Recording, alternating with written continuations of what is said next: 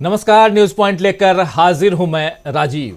दोस्तों, मोदी जी ने 10 साल पहले देश में अच्छे दिन लाने का वादा किया था। आम जनता का तो पता नहीं, लेकिन कई चुनावों में जीत मिलने के कारण बीजेपी के अच्छे दिन जरूर आ गए। अब यह और बात है कि सत्ता हासिल करने के अच्छे दिनों के बाद भी बीजेपी को राहत नहीं मिल रही है, बल्कि उसकी उलझनें बढ़ती जा रही हैं। अब आज की ही बात देखिए। सुप्रीम कोर्ट ने जम्मू कश्मीर मामले में अनुच्छेद यानी आर्टिकल 370 हटाने के फैसले में तो केंद्र सरकार का साथ दे दिया और बीजेपी ने इसे अपनी बड़ी जीत की तरह प्रचारित भी कर दिया। तमाम नेता, प्रधानमंत्री नरेंद्र मोदी से लेकर गृह मंत्री, तमाम नेताओं ने खूब प्रचारित किया आज कि देखिए हमने जो किया उस पर सुप्रीम कोर्ट ने सुप्रीम मोहर लगा दी है। लेकिन इस तथाकथित राहत के साथ सुप्रीम कोर्ट ने मोदी सरकार के लिए दो उलझनें भी खड़ी कर दी हैं। अदालत ने चुनाव आयोग से 30 सितंबर 2024 तक चुनाव कराने के लिए कहा है और इसके साथ ही मोदी सरकार से यह भी कहा है कि जम्मू कश्मीर का राज्य का यानी पूर्ण राज्य का दर्जा जल्द से जल्द बहाल करने के लिए कदम उठाए जाने चाहिए। इन दोनों स्थितियों में मोदी और शाह समेत समूची बीजेपी के लिए मुश्किल होगी, क्योंकि अगर जम्मू कश्मीर में चुनाव होंगे तो बीजेपी की हकीकत भी सामने आ जाएगी कि असल में कश्मीर की जनता ने बीजेपी के फैसले का स्वागत किया है या नहीं किया है। और दूसरी बात कि राज्य का दर्जा बहाल होते ही केंद्र की पकड़ भी कश्मीर से जो अभी हो रही है, वहां पर जो मजबूत पकड़ है वो ढीली पड़ेगी, क्योंकि वहां पर उनकी अपनी सरकार होगी जैसे अन्य राज्यों में है। ऐसे भी संघों का प्रदेश है, देश है भारत, जानते हैं आप। तो वैसे उस हिसाब से भी जब वहां पर अभी आज की तारीख में उपराज्यपाल हैं और उनके इशारे पर पूरा यानी केंद्र के इशारे पर उपराज्यपाल काम करते हैं और वहां सब कुछ चल रहा है। लेकिन क्या बीजेपी को ये बात अच्छी लगेगी? शायद अच्छी न लगे, क्योंकि वो कहीं भी अपनी पकड़ ढीली नहीं करना चाहती है। अभी जिस तरह से 3 राज्यों यानी छत्तीसगढ़, मध्य प्रदेश और राजस्थान में मुख्यमंत्रियों के नाम तय करने में देरी हुई है, वो भी इसी बात का सबूत है कि बीजेपी केवल मोदी के नाम पर ही चुनाव नहीं लड़ती है, बल्कि चुनाव के बाद वो सत्ता भी मोदी के नाम की ही कायम करना चाहती है। मतलब पद पर कोई भी रहे, लेकिन उस पर प्रभाव मोदी का ही रहे। और यही कारण है, यही वजह है कि सीएम के नाम तय करने में इतना वक्त लगाया गया। छत्तीसगढ़ में ले देकर विष्णुदेव साय का नाम तय हुआ और आज मध्य प्रदेश में भी ले देकर ही सही मोहन यादव के नाम पर मुहर लग गई है। जो साथी मोहन यादव को नहीं जानते होंगे वो अब धीरे धीरे जान लेंगे। पांचवी बार शिवराज सिंह चौहान यहां कायम नहीं रह पाए, यानी इस पद पर 5वीं बार अगर वो आज चुने जाते विधायक दल के नेता तो शिवराज सिंह चौहान होते, लेकिन शिवराज सिंह चौहान की जगह पर शिव की जगह मोहन आ गए हैं। लेकिन नाम जो है वो बहुत मिलता जुलता। उधर विष्णु है, देखिए कितना प्यारा प्यारा नाम है, भगवानों का नाम बीजेपी के शासनकाल में। तो आज मध्य प्रदेश में मोहन यादव के नाम पर मुहर लग गई है, यानी शिवराज सिंह चौहान का पत्ता कट गया है। अब देखने वाली बात यह है कि शिवराज सिंह चौहान अपना कद इस तरह छोटा किए जाने पर शांत बैठेंगे या फिर अंदर खाने किसी तरह की बगावत की चिंगारी सुलग रही है। वैसे शिवराज सिंह चौहान ने कहा है कि मध्य प्रदेश के नए सीएम को बहुत बहुत बधाई। जरा सुन लीजिए शिवराज सिंह चौहान क्या कुछ कह रहे हैं। इस्तीफा देकर के जब निकले तो शिवराज सिंह चौहान ने को मीडिया ने घेर लिया, पूछा कि भाई अब तो आप पैदल हो गए हैं, कुछ बताइए, कुछ कहिए कि क्या कुछ आगे करने वाले हैं। तो उन्होंने जो कुछ कहा 18 सेकंड, बहुत ज्यादा नहीं, सुनिए क्या कुछ कह रहे हैं। बहुत बधाई। नए मध्य प्रदेश को नए मुख्यमंत्री मिल गया, उनको बहुत बधाई, उनका अभिनंदन।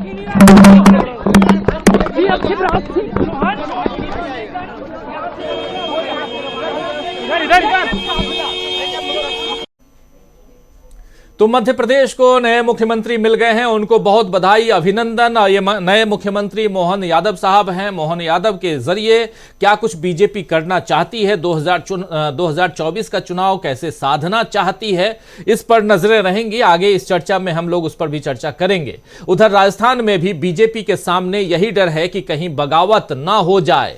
वसुंधरा राजे के कद को एक झटके में कम करने का साहस मोदी और शाह नहीं दिखा पा रहे हैं, ये साफ मानिए। इसीलिए तो अभी तक राजस्थान में मुख्यमंत्री पद का उम्मीदवार नहीं चुना गया है। उधर वसुंधरा राजे से विधायकों के मिलने का सिलसिला भी जारी है और वो ये साफ तौर पर आला कमान को संदेश दे रही हैं कि अगर उन्हें मुख्यमंत्री की कुर्सी नहीं दी गई तो फिर उस पर दूसरे का बैठना भी मुश्किल होगा उस कुर्सी पर।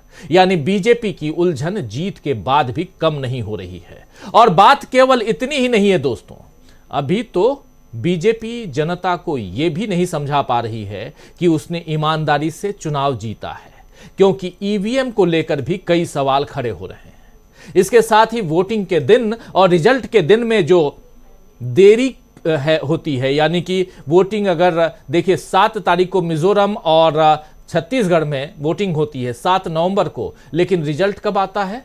3 दिसंबर। मिजोरम में 3 को नहीं बल्कि 4 दिसंबर को। तो लगभग महीने भर आप कर क्या रहे थे?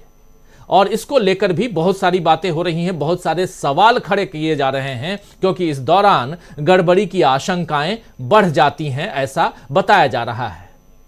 तो इस वक्त बीजेपी कई तरह के सवालों से घिरी हुई है दोस्तों।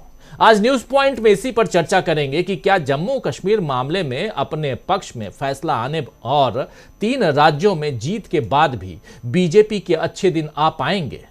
वैसे खबर यह भी है कि अब कल शाम को, हालांकि इसी कार्यक्रम में हमने आपको बताया भी है कि अब इंडिया गठबंधन की चौथी बैठक 19 दिसंबर को होनी है, यानी आज से ठीक 8 दिन बाद बीजेपी के खिलाफ घेराबंदी के लिए फिर गैर बीजेपी दल एक साथ मिलकर बैठने वाले हैं। क्या छोटी हार के बाद इंडिया बड़ी जीत की तैयारी कर रहा है? यह भी बड़ा सवाल है। लेकिन सबसे बड़ा सवाल यह है कि एक तरफ ईवीएम पर शक की सुई है और दूसरी तरफ बीजेपी इतनी उलझी हुई है, भाजपा इस ढंग से उलझ गई है कि उसे अपने मुख्यमंत्री के चयन से लेकर दूसरी बहुत सारी चीजें हैं, उन सब के इर्द गिर्द अगर देखें तो सिर्फ और सिर्फ मोदी ही दिखाई देते हैं। और कल को मोदी अगर नहीं तो फिर क्या? लेकिन जितने छत्रपों को जिताकर बीजेपी लेके आई है, सांसद से विधायक बनाई है, जिनको उस कुर्सी तक नहीं पहुंचा पाए, वो क्या करेंगे? क्या वो विधायक रहेंगे अपना डिमोशन सहकर? इसे बर्दाश्त करके वो कब तक रहेंगे? और उधर वसुंधरा राजे सिंधिया को अगर मुख्यमंत्री नहीं बनाया जाता है तो क्या वो चुप बैठेंगी? खबर यह भी है कि वसुंधरा राजे सिंधिया कांग्रेस से लगातार टच में है। कितना सच है, कितना झूठ है, गलत है, इसका दावा नहीं कर सकता हूं।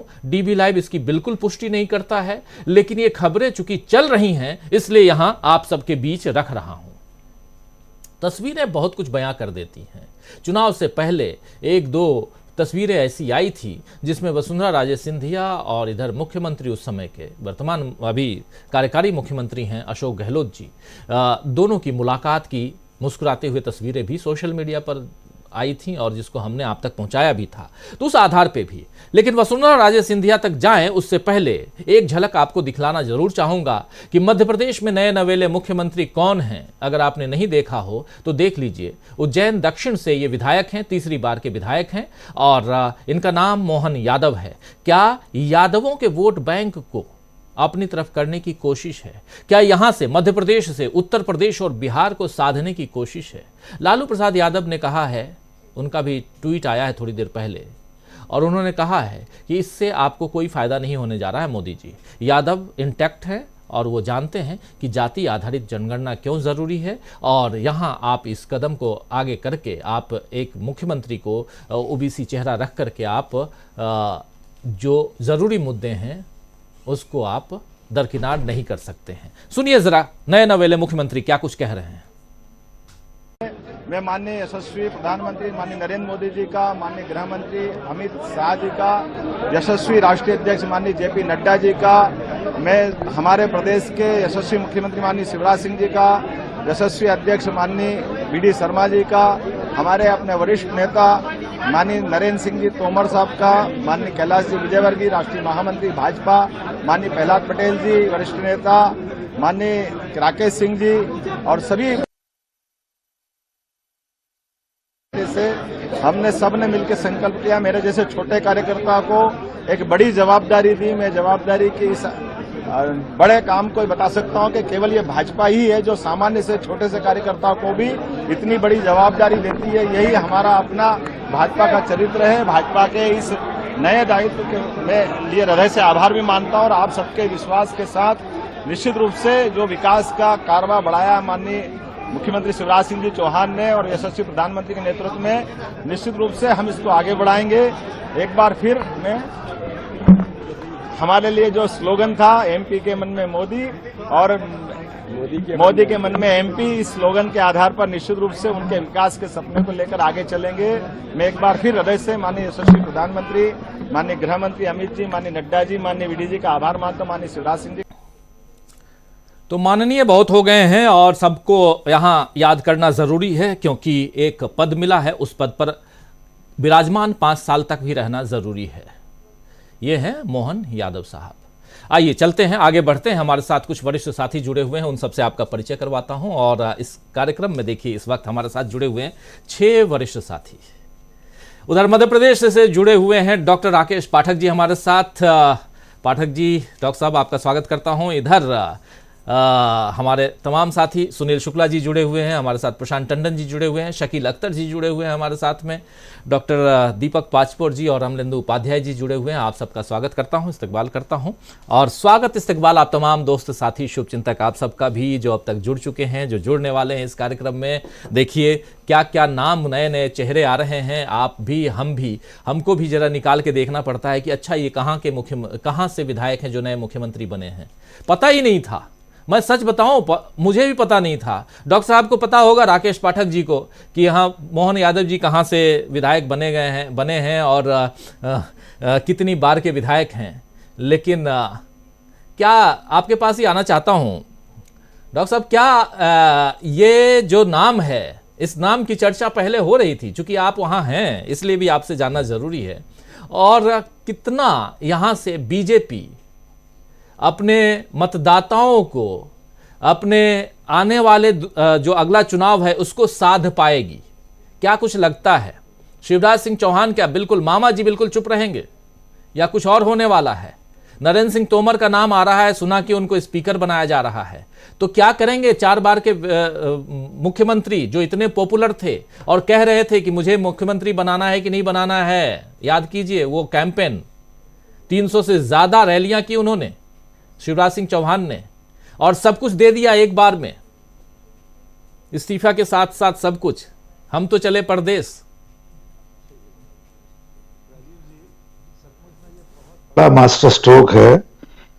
हम और आप क्या, बीजेपी का कोई नेता यह कल्पना नहीं कर सकता था कि डॉक्टर मोहन यादव मुख्यमंत्री बनने वाले हैं। ये सहज संयोग है। अभी 3-4 महीने पहले मैं उज्जैन में था, प्रेस क्लब उज्जैन के एक कार्यक्रम में, उसमें डॉक्टर मोहन यादव मंच पर मेरे साथ थे।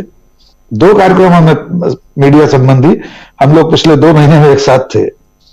सच बताऊं तो कोई कल्पना नहीं कर सकता था, मैं खुद ये कल्पना नहीं कर सकता था मैं भविष्य के मुख्यमंत्री के साथ बैठा हूं। खुद मोहन यादव कोई प्रदेश व्यापी नेता नहीं है। अखिल भारतीय विद्यार्थी परिषद से उन्होंने अपना सार्वजनिक जीवन शुरू किया था, पर विद्यार्थी परिषद में भी वे इतने बड़े नेता नहीं थे कि हम लोग अपने छात्र जीवन में कहीं उन्हें छात्र नेता के रूप में जानते रहे। अभी उच्च शिक्षा मंत्री थे, तब भी वे बहुत चर्चित मंत्रियों में से नहीं थे। बीच बीच में एक आध बयान ऐसे देते थे, जैसे गांधी जी के बारे में उन्होंने एक बयान दे दिया था, तब मैंने एक वीडियो बनाया था। लेकिन यह कयास लगाना तो असंभव था कि वे मुख्यमंत्री बन जाएंगे। ये नरेंद्र मोदी और अमित शाह की जो राजनीति है, चौंकाने वाली राजनीति है, उसका शिखर है कि एक ऐसे व्यक्ति को मुख्यमंत्री बना दिया गया जिसके बारे में कोई सोच नहीं सकता था। यद्यपि वे इससे पहले भी कर चुके हैं, गुजरात में, हरियाणा में, उत्तराखंड में। लेकिन इसके जरिए जो मुझे इसके नेतार्थ दिखाई दे रहे हैं, जो भविष्य में जो कुछ लक्ष्य हैं जिन्हें साधना है, वो सबसे पहला लक्ष्य 2024 का लोकसभा चुनाव। कांग्रेस, राहुल गांधी, इंडिया गठबंधन, ओबीसी जातिगत जनगणना की बात कर रहे हैं। मध्य प्रदेश में भी राहुल गांधी इसका नारा बुलंद कर रहे थे। तो चौथी बार मध्य प्रदेश में एक ओबीसी को मुख्यमंत्री बनाकर पड़ोस के राज्य उत्तर प्रदेश में, जो यादव बहुल मतदाता क्षेत्र है, बिल्कुल लगा हुआ है मध्य प्रदेश में, कई जगह, कई जिलों की सीमा उत्तर प्रदेश से जुड़ती है। तो अखिलेश यादव समाजवादी पार्टी के साथ जो यादवों की गोलबंदी है, इसके जरिए मतलब भोपाल से लखनऊ पर निशाना साधने की एक तो कोशिश है। बाद में जो 2 मुख्यमंत्रियों के नाम है, विधानसभा अध्यक्ष के रूप में नरेंद्र सिंह तोमर का नाम है, इस सब को आप ये मान सकते हैं ये सोशल इंजीनियरिंग के लिए किया गया है। सभी जातियों को साधने की कोशिश है। लेकिन इस फैसले से एक तीर से जो कई निशाने लगे हैं, उनमें जो निशाने पर आए लोग हैं, उनका भविष्य क्या होगा? शिवराज सिंह चौहान 4 बार के मुख्यमंत्री, सांसदीय और मंत्री पद छोड़कर चुनाव लड़े, विधायक बन गए प्रहलाद पटेल, फग्गन सिंह कुलस्ते चुनाव हार गए हैं। बाकी के 3-3 बार के सांसद प्रहलाद पटेल, केंद्र में मंत्री जिनका मैं जिक्र कर चुका, राष्ट्रीय महासचिव कैलाश विजयवर्गीय, इनका क्या होगा? क्या ये लोग अपने से कनिष्ठ साथी के मातहत मंत्री बनना स्वीकार करेंगे? और वैसी सरकार अगले 5 महीने में जो सबसे बड़ी चुनौती है डॉक्टर मोहन यादव के सामने, वो लोकसभा चुनाव है। शिवराज सिंह चौहान जैसा प्रदेशव्यापी नाम नहीं है मोहन यादव, वैसी उनकी लोकप्रियता नहीं है। अगर आप मालवा से, उज्जैन से बाहर निकलकर पूछेंगे तो भिंड में हो सकता है लोग मोहन यादव को न जानते हो, बालाघाट में न जानते हो, क्योंकि उस शिक्षा मंत्री के रूप में कोई ऐसी सक्रियता उनकी नहीं थी कि वे प्रदेशव्यापी अपना व्यक्तित्व निखार सके हो। एक दो छोटी सी बातें, बिल्कुल सिर्फ कुछ एकाध हास्य के लिए। एक किंवदंती है, एक अंधविश्वास है उज्जैन को लेकर, क्योंकि उज्जैन के राजा भूत भवन भगवान महाकाल को माना जाता है। कोई मुख्यमंत्री वहां रात्रि विश्राम नहीं करता, अब तक किसी मुख्यमंत्री ने वहां रात्रि विश्राम नहीं किया, ऐसा माना जाता है। डॉक्टर मोहन यादव उज्जैन से आते हैं, अब क्या होगा ये देखने लायक बात है। यद्यपि उज्जैन और मालवा के साथ एक अच्छा रिकॉर्ड भी जुड़ा हुआ है कि मध्य भारत राज्य से अब तक, मध्य भारत राज्य में भगवंतराव मंडलोई मालवा से आते थे, वे मुख्यमंत्री बने थे, और मालवा से ये 6वें मुख्यमंत्री हैं, प्रकाश चंद्र सेठी, कैलाश जोशी, सुंदरलाल पटवा। तो अब राजनीति मध्य भारत से निकलकर मालवा की ओर शिफ्ट हो रही है। अंतिम बात, भारतीय जनता पार्टी में ही यह संभव है कि पीढ़ियों का जो अंतरण है, पीढ़ी परिवर्तन है राजनीति में, वो कांग्रेस में संभव नहीं है।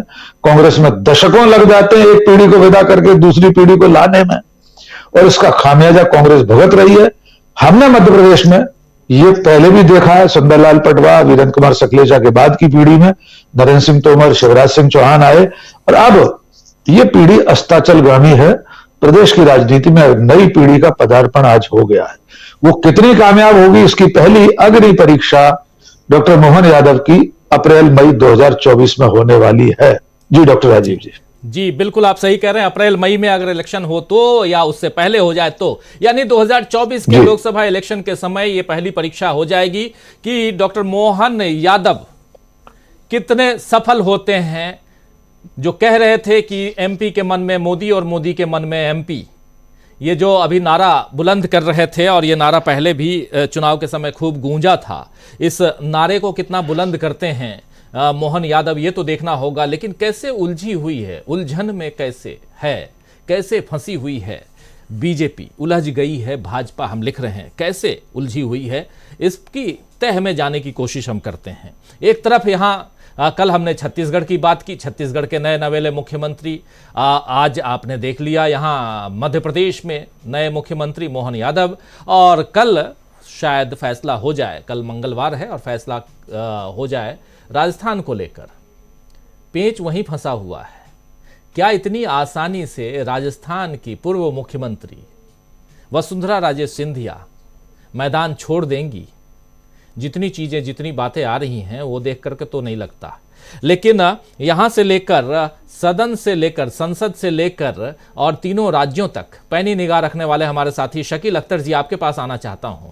शकील जी, कैसे देखा जाए, क्या कुछ खबरें आ रही हैं राजस्थान को लेकर के? जरा आपसे समझना इसलिए भी जरूरी है क्योंकि आज तो आप सोशल मीडिया पे काफी एक्टिव रहते हैं। सोशल मीडिया पे तो बहुत सारी बातें चल रही हैं। ये बात चल रही है कि वसुंधरा राजे सिंधिया और अशोक गहलोत कभी भी हाथ मिला सकते हैं। कितनी सच्चाई है इन सब बातों में अगर वसुंधरा राजे का नाम नहीं आता है तो? लेकिन यहाँ बीजेपी आला कमान ने, या बीजेपी के एकमात्र जो सर्वे सर्वा हैं नरेंद्र मोदी जी ने, ये ज़रूर बता दिया है कि जो हश्र हमने, जो फैसला हमने छत्तीसगढ़ में लिया, जो फैसला हमने मध्य प्रदेश में लिया, शायद उसी तरफ हम राजस्थान को भी ले जाते हुए कल दिखाएंगे। अगर ऐसा होता है तो फिर क्या क्या कुछ कह रहे हैं लोग? और यहाँ संसद में चूंकि आज आप थे, वहां से क्या कुछ खबरें निकल के आ रही हैं? भाई, संसद में तो सबसे पहली बात यह है कि मोहन यादव का नाम जैसे ही आया तो सारे लोग चौंक गए, जिसमें बीजेपी के नेता भी शामिल थे। और यही हाल मध्य प्रदेश में हुआ। न दिल्ली का कोई पत्रकार बता पाया, न मध्य प्रदेश का कोई पत्रकार बता पाया, और यहां तक कि जो बीजेपी के नेता थे वहां मध्य प्रदेश के, उन्हें भी नहीं मालूम था कि दिल्ली से इतना बड़ा आदेश आ रहा है। और जब उनकी घोषणा से पहले 2-4 लोगों से जब ऑब्जर्वरों ने ये बात बताई तो विश्वास नहीं कर पाए। उन्होंने दिल्ली कंफर्म किया, क्या ये सही है? तो संसद में आज एक ही चर्चा थी, 4 बजे के बाद, 4 सवा 4 बजे के करीब ये घोषणा हुई थी हमारे ख्याल में। उस टाइम कश्मीर में बहस चल रही थी राज्यसभा में, तो यही चर्चा थी कि ये बहुत ही आश्चर्यजनक, अप्रत्याशित, और मोदी जी ने ये इसलिए किया है कि वो राजस्थान को एक संदेश दे सके कि देखो मैं कुछ भी कर सकता हूं। और ये बात सही है कि मध्य प्रदेश में जिस तरह मोहन यादव को बनाया है, दूर दूर तक उनका कोई नाम नहीं था, और मोहन यादव या वहां पे विष्णु साय को बनाने का जो मतलब है, जो बीजेपी के नेता बता रहे हैं और बाकी लोग कह रहे हैं, वो ये है कि यहां से मोदी और अमित शाह ही शासन चलाएंगे। ये लोग जो हैं इन्हीं के इशारों पे, इन्हीं के अनुसार काम करेंगे। अब जहां तक मध्य प्रदेश में इस बात का सवाल है कि शिवराज क्या करेंगे, तो हमें लगता नहीं है कि मध्य प्रदेश में कोई भी नेता या किसी भी राज्य में कोई भी नेता आज की तारीख में कुछ करने की स्थिति में है। देखिए, जब बाबूलाल, ये दूसरे यादव मुख्यमंत्री हैं मध्य प्रदेश के, पहले यादव मुख्यमंत्री बाबूलाल गौर थे वहां पे जी। तो बाबूलाल गौर को जब हटाया मुख्यमंत्री पद से, तो उसके बाद उन्हें उनसे काफी जूनियर शिवराज के मंत्रिमंडल में शामिल करवा दिया और बाबूलाल गौर उनके मंत्री बन गए।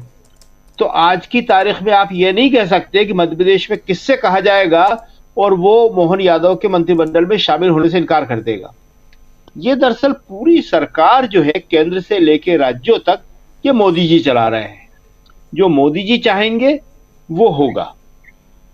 यहां पे राजस्थान में लगता नहीं है कि वसुंधरा राजे या कोई भी कोई बड़ा विद्रोह करने की हिम्मत जुटा पाएगा, क्योंकि सबको मालूम है कि ईडी, सीबीआई, इनकम टैक्स, आप जैसे ही कुछ करेंगे तो आपके पीछे सब के सब पड़ जाएंगे। तो इसलिए आज की तारीख में बड़ा मुश्किल है ये। हालांकि वसुंधरा राजे एक दबाव बनाने की जरूर कोशिश कर रही हैं, पर वो दबाव हमें लगता है कि सिर्फ इतना ही होगा कि कृपया मेरी तरफ देखिए, हमें कंसीडर कीजिए। लेकिन विद्रोह की स्थिति आज की तारीख में हमें लगता है बहुत मुश्किल है, क्योंकि तीनों राज्यों में जिस तरह बीजेपी जीती है, तो वो जीत निश्चित ही रूप से वहां के किसी भी नेता की नहीं है, वो जीत मोदी और अमित शाह की जीत है। तो अगर मोदी और अमित शाह तीनों राज्यों को जिता सकते हैं, तो वो कह रहा है कि मुख्यमंत्री भी हम बना सकते हैं। और यही स्थिति जो है अगर कांग्रेस में होती, तो कांग्रेस तो कभी सोच भी नहीं सकती थी। अगर मध्य प्रदेश जीती होती तो वो किसी को बना सकती थी, किसी और को। छत्तीसगढ़ जीती होती तो किसी और के बारे में सोच सकती थी। राजस्थान जीती होती तो किसी और के बारे में सोच सकती थी। देखिए, हम एक बात कहते हैं, हमेशा कहते हैं कि मोदी जी ने इंदिरा गांधी जी का रास्ता चुना है, वाजपेयी जी का ढीला ढाला रास्ता नहीं चुना उन्होंने। उसके उलट कांग्रेस जो है वो इंदिरा जी के रास्ते पे चल नहीं पा रही है, वो अनिर्णय की स्थिति में रहती है। देखिए, इंदिरा जी ने इसी राजस्थान में, जहां 5 साल तक अशोक गहलोत और सचिन पायलट लड़ते रहे और कांग्रेस कोई फैसला नहीं कर पाई, वहां पे मोहनलाल सुखाड़िया और हरदेव जोशी की लड़ाई में उन्होंने बरकतुल्ला खान को मुख्यमंत्री बना दिया जी। उसके बाद जब हरदेव जोशी और शिवचरण माथुर लड़ रहे थे, जगन्नाथ पहाड़िया पहला दलित मुख्यमंत्री बना दिया था उन्होंने। तो अब यहां पे स्थिति यह है कि जब तक कांग्रेस सख्ती से निर्णय नहीं लेगी, तब तक बड़ा मुश्किल हो जाएगा उसके लिए। देखिए, राहुल गांधी जो है अपनी व्यक्तिगत निर्णय तो बहुत सख्ती से लेते हैं, इसमें कोई दो राय नहीं है। उन्होंने फैसला किया था कि मैं अध्यक्ष नहीं बनूंगा, परिवार का कोई नहीं बनेगा, वो उस पर कायम रहे, और उन्होंने खड़गे जी को बना दिया। लेकिन व्यक्तिगत निर्णय लेना अलग बात है। पार्टी के लिए ऐसे सख्त फैसले आज की सबसे बड़ी जरूरत है। और अगर पार्टी के लिए ऐसे फैसले नहीं ले पाए, देखिए अभी जो चारों राज्यों की रिव्यू मीटिंग कर दी कांग्रेस ने और उन लोगों की कहानी सुन ली। हमने ये कहा भी है कि ये कहानी सुनने का समय नहीं था, कहानी सुनाने का समय था। सबको मालूम है कि हारने के दोषी यही लोग हैं। अगर जीत जाती कांग्रेस तो जीत का श्रेय कौन लेता? वही लोग जिन्होंने 2018 में लिया था। लेकिन आज हार का श्रेय लेने के लिए कोई तैयार नहीं है, हार का दोष मानने के लिए। तो ये राहुल को फिक्स करना पड़ेगा कि तुम लोगों की वजह से हारे हैं। ये तीनों राज्य जो हैं, ये बीजेपी नहीं जीती है, ये कांग्रेस हारी है।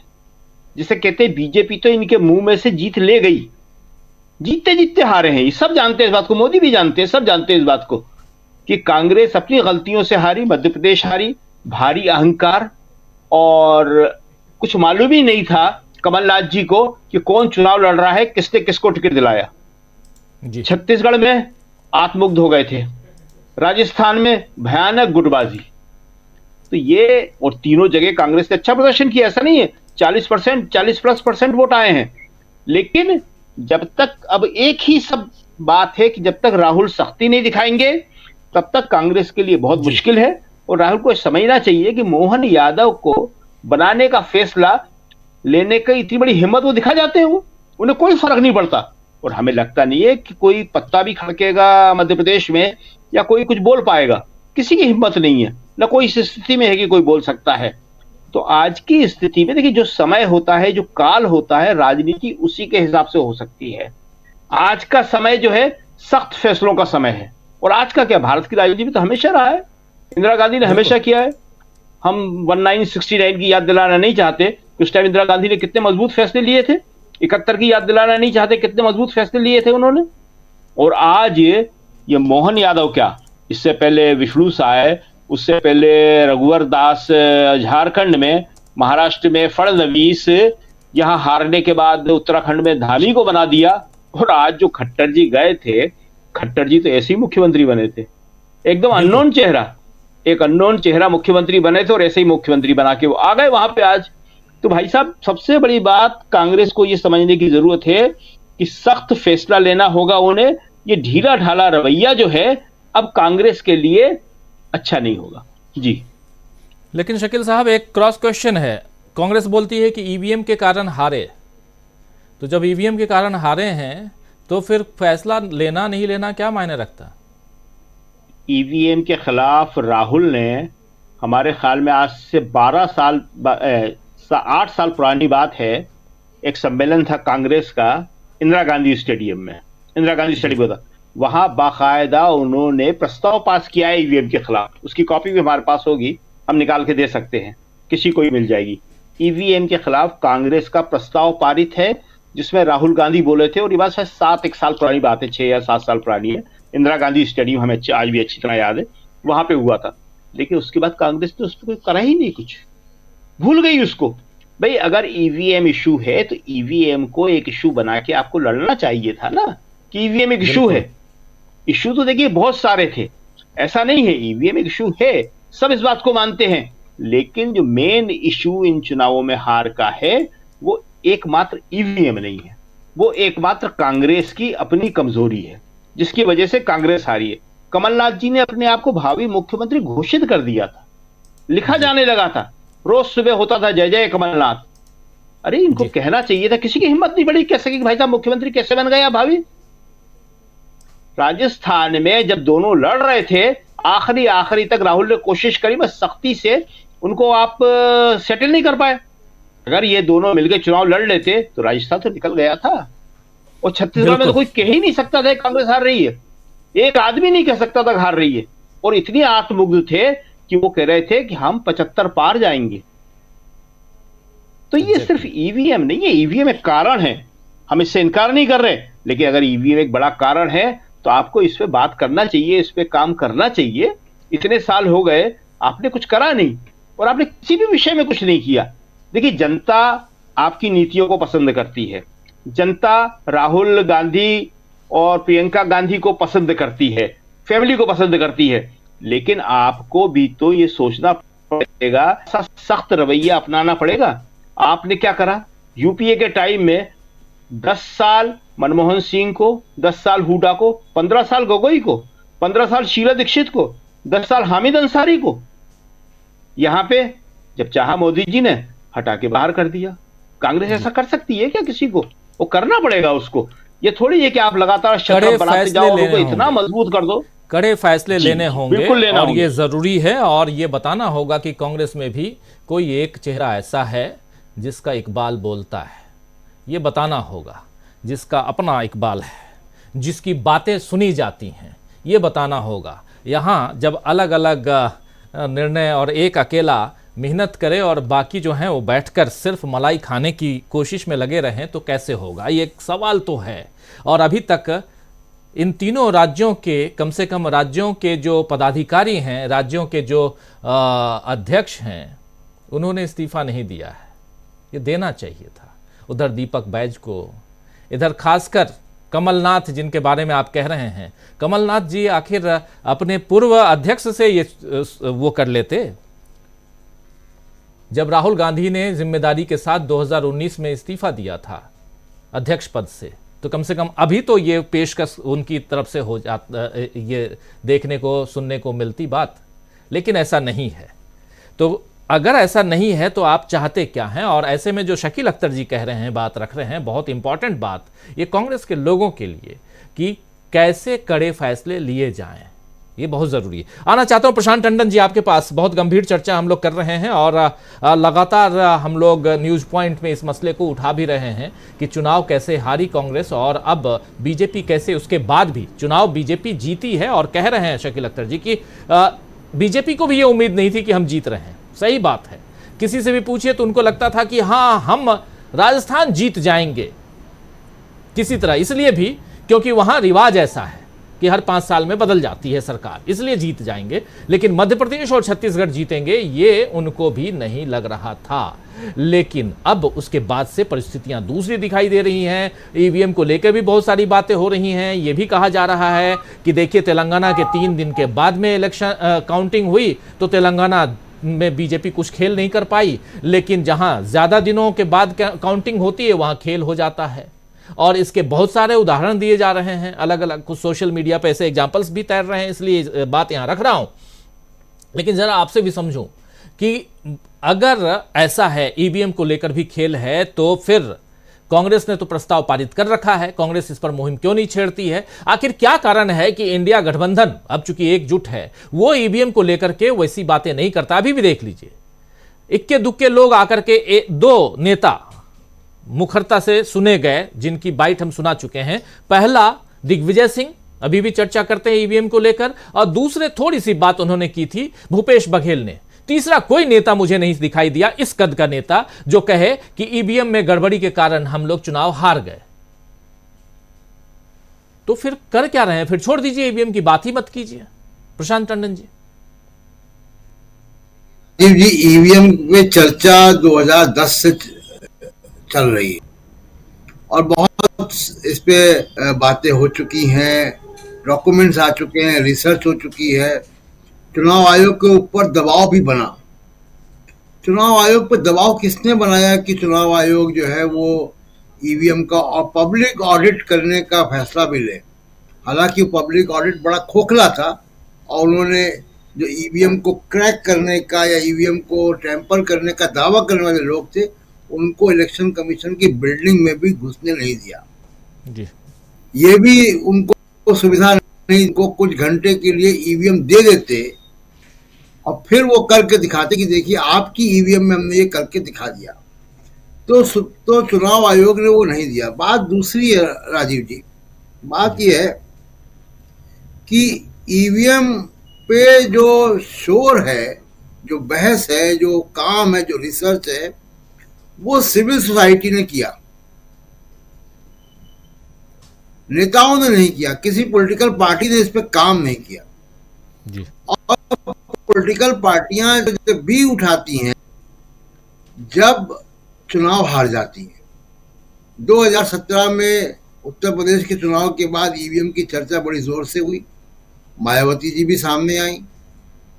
उसके बाद क्या किया उन्होंने? अब मध्य प्रदेश, राजस्थान, छत्तीसगढ़ का चुनाव हारने के बाद ये बातें हो रही है। तो इन बातों में फिर क्या है कि जनता के बीच में क्रेडिबिलिटी नहीं है। लोग तो आसानी से कहेंगे कि जी आप चुनाव हार गए, तब आप ईवीएम पे दोष दे रहे हैं, जबकि मामला ये है कि ईवीएम एक बड़ा क्रिटिकल कंपोनेंट है। देखिए, चुनाव की पूरी प्रक्रिया में अगर ये भावना नहीं है, ये विश्वास नहीं है लोगों में कि जिसको उन्होंने वोट दिया है उसकी गिनती हो रही है, तो फिर पूरी प्रक्रिया ही बेकार है। तो इसलिए ईवीएम पे सवाल तब खड़े होते हैं कि अब आप कोई मुहिम चालू करें, आप कोई रिसर्च करें, कोई उसको पब्लिक डेमोन्स्ट्रेशन करें। दिल्ली की विधानसभा में एक विधायक उन्होंने ईवीएम का प्रोटोटाइप लाकर दिखाया कि कैसे गड़बड़ हो सकती है, और बड़ा आसानी से प्रोग्रामिंग उसकी कोई भी जिसको टेक्निकल अच्छी जानकारी वो कर सकता है। और मैं पहले बता चुका हूं कि ईवीएम की प्रोग्रामिंग पे और ईवीएम के डिप्लॉयमेंट में इलेक्शन कमीशन का रोल नहीं है।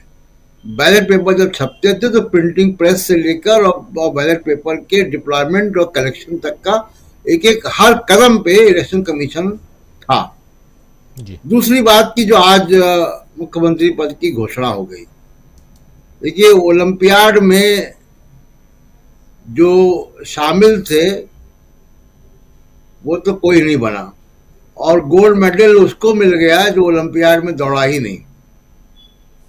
और इस राजनीति का मतलब क्या, जरा हम ये भी समझें कि देखिए पहली बात कि जाति जनगणना के सवाल पे का दबाव अब बीजेपी के पास आ गया है। ये जाति जनगणना की मांग के बाद के दबाव से लिया गया फैसला है। ये मोदी साहब ने एक्सेप्ट किया, एक्नॉलेज किया कि जाति जनगणना का असर उनके ऊपर है। यानी जाति जनगणना एक मुद्दा है जिसको एक्सेप्ट कर लिया मोदी साहब, पहली बात। दूसरी बात कि उन्होंने मोहन यादव को बनाया, इसके रिपरकशंस क्या होंगे।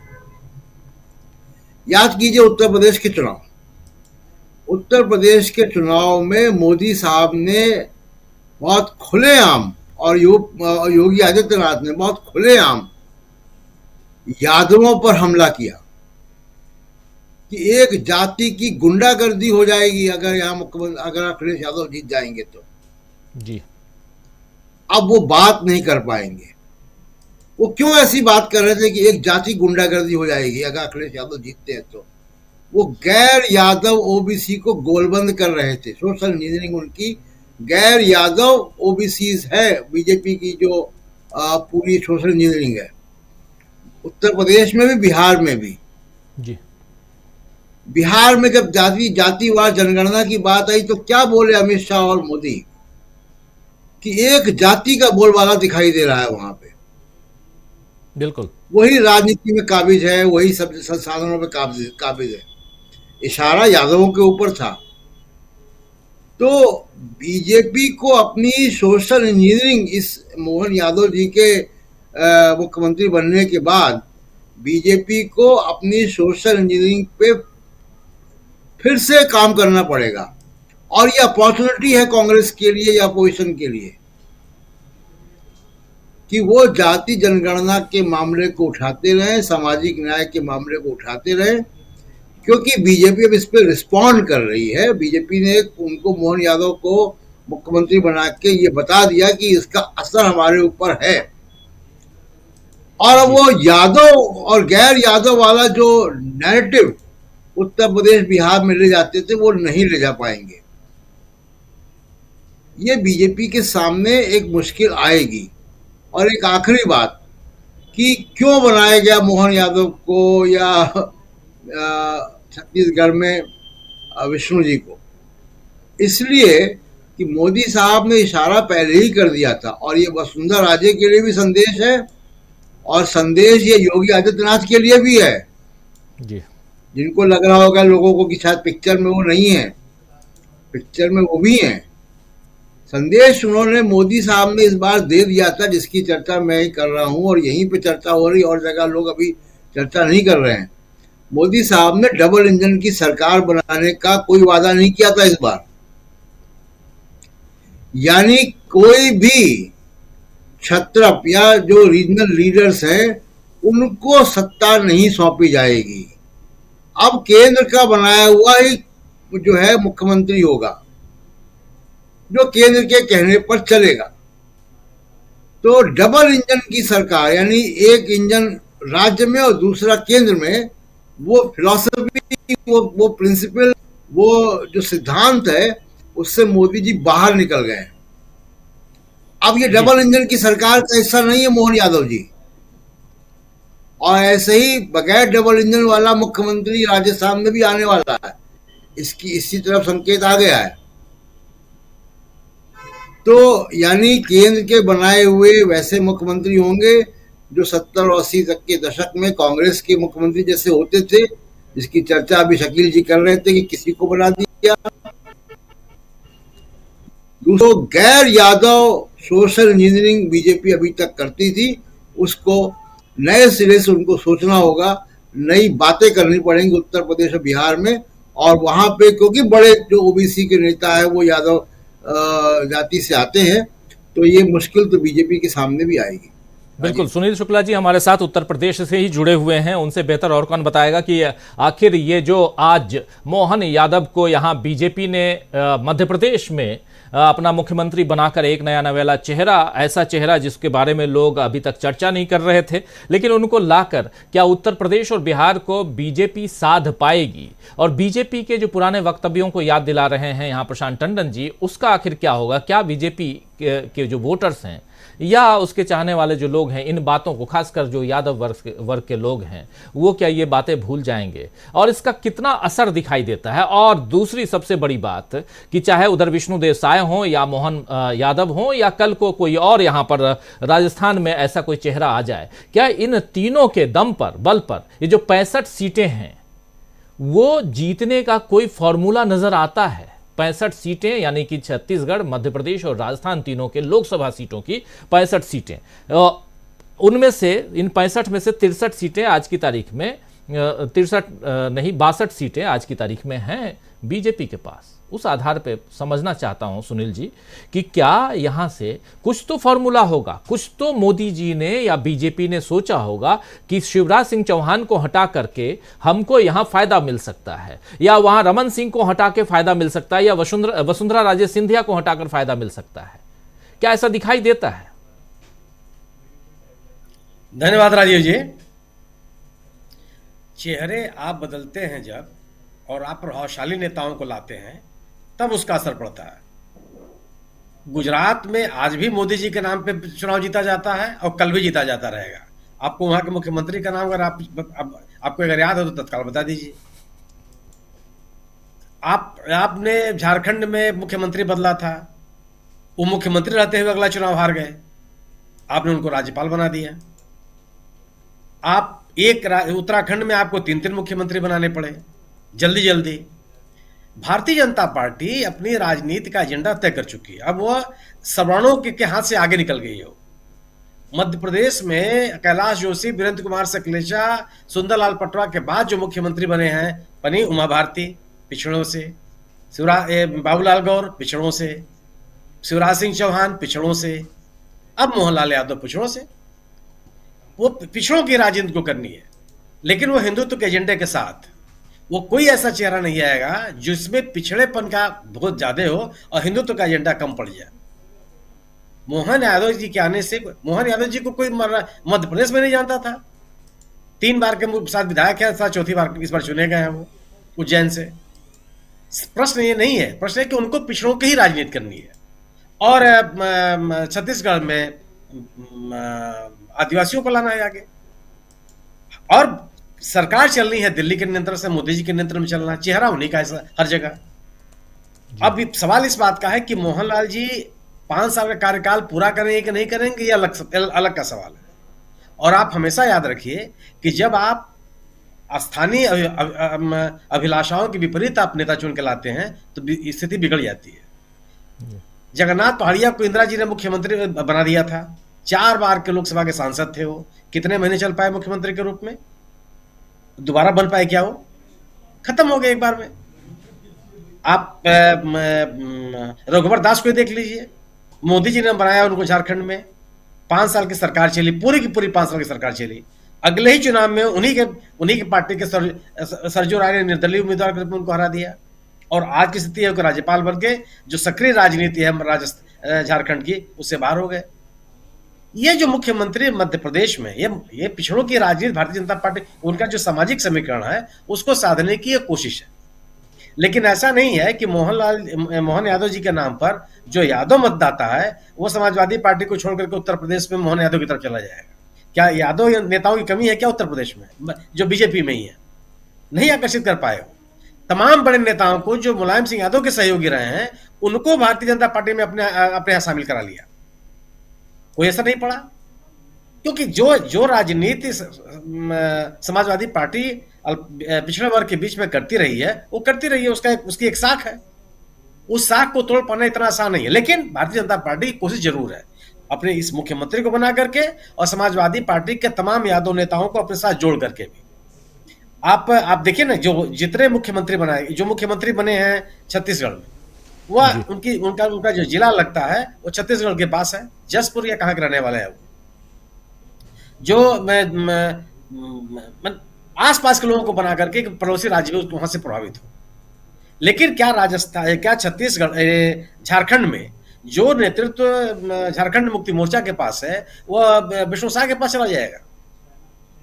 आदिवासियों के लिए जो संघर्ष झारखंड मुक्ति मोर्चा ने किया, उस राज्य को बनाने के लिए जो झारखंड मुक्ति मोर्चा ने किया, उसका नेतृत्व आप केवल एक व्यक्ति को ला करके छीन लेंगे?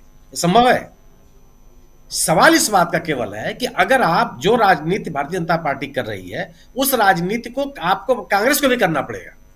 आपको नए चेहरों को लाना पड़ेगा, जिन नए चेहरों के अंदर एक सक्रियता हो, एक पब्लिक कनेक्ट डेवलप हो। क्या आपको मध्य प्रदेश में दिखाई पड़ता है? पिछले 2003 से सत्ता में बाहर होने के बाद मध्य प्रदेश में कोई नया चेहरा सामने आया हो? अजय सिंह राहुल ने जब परिवर्तन यात्रा निकालनी शुरू की तो इन्हीं बड़े नेताओं ने उनको रोक दिया, विद्रोह हो गया, बंद करो बंद करो बंद करो। किसी ने तुलसी सिलावट को जब आगे बढ़ाने की कोशिश की, उनका लोगों ने विरोध करना शुरू कर दिया। जिस किसी नए नेता को आगे बढ़ाने की कोशिश हुआ, विरोध कर दिया आपने, चलने ही नहीं दिया। इस तरह के निर्णय आपके एक नयापन लाना पड़ेगा। हाँ, लेकिन जो भारतीय जनता पार्टी कर रही है इसका अनुसरण करने की आवश्यकता नहीं है, क्योंकि भारतीय जनता पार्टी ऐसे नेताओं को आगे कर रही है जिनको रिमोट से संचालित किया जा सके। अगर आप मुख्यमंत्री, आप बाबूलाल गौर को थोड़े मुख्यमंत्री आप रिमोट चला सकते थे, लोगों ने विद्रोह किया, अलग की बात हुई। और आप याद कीजिए, शिवराज सिंह चौहान जब भी मुख्यमंत्री बनाए गए थे तो कोई बहुत पॉपुलर नेता नहीं थे, वो विदिशा के केवल एमपी थे, हमारे से दूसरी बार जीत करके आए थे और एक नया चेहरा था। उस समय बड़े बड़े नेता थे, कैलाश जोशी, सुंदरलाल पटवा, उमा भारती को 6 महीनों के अंदर हटना पड़ा था वहां। ये या करके उन्होंने भारतीय जनता युवा मोर्चा के नेता के रूप में के आए और विदिशा से एक साधारण से एमपी थे और उनको स्थापित कर दिया। उन्होंने अपनी कौशल से अपनी राजनीति को आगे बढ़ाया। आपको नए चेहरे के नाम पर सक्रिय नेताओं को लाना पड़ेगा। भारतीय जनता पार्टी 24 घंटे राजनीति करती है, तो अभी 24 घंटे राजनीति क्यों नहीं करते हैं? आप बाकी दिनों में हर कीर्तन क्यों करने लगते हैं? और अगर आप लोगों के साथ जाएंगे, लोगों के बीच में जाएंगे, तो मुझे तो नहीं लगता कि आप इसमें कोई समस्या पैदा होगी, क्योंकि भारतीय जनता पार्टी के खिलाफ तमाम मुद्दे हैं। उन राहुल गांधी क्यों पॉपुलर हो गए? राहुल गांधी तो भी पुराने चेहरे हैं कांग्रेस के और उनके ऊपर वंशवाद का आरोप है, लेकिन अपनी भारत जोड़ो यात्रा से उन्होंने अपने ऊपर लगने वाले आरोपों को खारिज कर दिया। एक वंशवादी होने के आरोप से खारिज अपने आप को कर लिया, एक रिलंक्टेड पॉलिटिशियन होने के आरोप से अपने आप को खारिज कर लिया, सुविधाभोगी राजनेता होने के आरोप से खारिज कर लिया, क्योंकि वो जनता के बीच में गए और लगातार संघर्ष करते रहे। यही स्थिति आपको कांग्रेस के द्वारा अन्य राज्यों में लाने की आवश्यकता है। आप लड़ते रहेंगे, जूझते रहेंगे और इस उम्मीद में बैठे रहेंगे कि ऐकिक नियम से मुझे सत्ता मिल जाएगी, तो संभव नहीं है। वह जो राजनीतिक विश्वसनीयता की आवश्यकता है वह कांग्रेस से अपेक्षित है। और जो ये साहस की बात है, बीजेपी ने एकदम अपने तमाम नेताओं को बदल कर रख दिया और नए नए चेहरे सामने लाकर रख दिए। और एक जो आप बात कर रहे हैं कि वसुंधरा जी के विद्रोह की, भारतीय जनता पार्टी में कोई विद्रोह नहीं करता, वो दौड़ चला गया और जिसने विद्रोह किया वो हाशिए पे चला गया, चाहे वो मध्य प्रदेश में भारती हो, चाहे उत्तर प्रदेश में कल्याण सिंह जी हो। किसी को भी समाजवादी भारतीय जनता पार्टी का कार्यकर्ता या भारतीय जनता पार्टी का समर्थक भारतीय जनता पार्टी से अलग होने पर स्वीकार नहीं कर पाया। वो सब के सब हाशिए पे चले गए, जबकि दम माने लोकप्रिय नेता थे ये। जिस राम मंदिर के नाम पर आज भारतीय जनता पार्टी बड़े बड़े प्रचार कर रही है, उस राम मंदिर के बड़े चेहरा थे कल्याण सिंह। उन्होंने स्वीकार किया था कि बाबरी मस्जिद गिरने के लिए मैं दोषी हूं और उनको 1 दिन की सजा भी हुई। इतना साहस किसी के पास नहीं था। बावजूद इसके जब भारतीय जनता पार्टी से आप अलग हुए और आपने उन्हें नई पार्टी बनाई, कहां चले गए? अब और पिछड़ों के बड़े चेहरा होते थे। इस भारतीय जनता पार्टी को उत्तर प्रदेश मध्य प्रदेश में स्थापित करने का श्रेय अगर किसी को जाना चाहिए तो उमा भारती को जाना चाहिए, जिन्होंने 2003 में लंबा आंदोलन चलाया और दिग्विजय सिंह सरकार को खारिज करा दिया। आज उमा भारती कहां है पार्टी से विद्रोह करने के बाद? और जबकि उस समय उन्होंने विद्रोह किया था जब ही मोदी जी का कार्यकाल नहीं था। अब तो मोदी जी बड़े टफ निर्णय लेने वाले नेताओं में से हैं।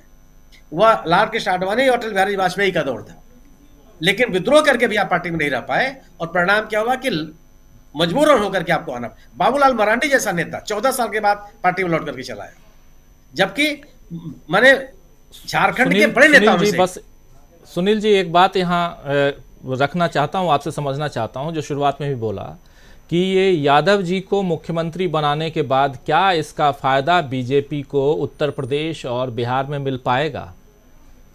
मुझे नहीं लगता, क्योंकि पिछड़ों की जो राजनीति इंडिया दल समूह के नेता यानी कि समाजवादी पार्टी कर रही है वह असर भारतीय जनता पार्टी नहीं पता कर सकती, यादव बिरादरी के लिए खास तौर से।